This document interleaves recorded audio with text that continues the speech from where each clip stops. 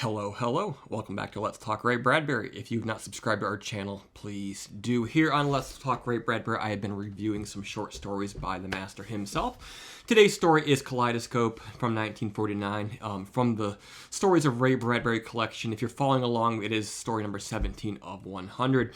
In this story, a rocket in space blows up, expelling its crew out into space. In their spacesuits, they have no propulsion, no way to bring each other back together, so they quickly drift apart.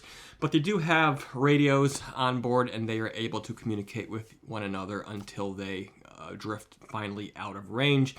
One man is drifting towards Earth, the other thinks he's headed towards the moon, one towards Mars, some to the outer solar system, and one into a meteor storm, which he says looks like a kaleidoscope. So they're able to communicate over the radio. As they drift apart, Hollis, one of the crew members, and the main character, roughly speaking, tries to comfort the crew, but they quickly turn on each other and begin expelling their meanness at one another. This soon fades, though, as they begin to feel that their lives had no meaning ever, and it's sort of all passed before their eyes, and yet they're not yet dead. One by one, they die or fall out of range. And Hollis, who is actually the best of the group, wishes to make up for what he now thinks was a meaningless life for many years. As he crashes towards Earth and burns up in the atmosphere, he sort of imagines that maybe someone will see him burn up in the atmosphere. And in fact, a little boy does. He becomes a shooting star for a little boy in the countryside to wish upon. So it's conceptually an interesting tale, but in a rarity for Ray Bradbury, the story doesn't really hold together. It doesn't quite work. It does fall flat. But I do love the idea of these men who were together as a functional crew, sort of drifting apart. And in that drifting, what we realize is that while they were together as a whole, as a unit, functional, as individuals, they were all sort of broken people with a lot of flaws.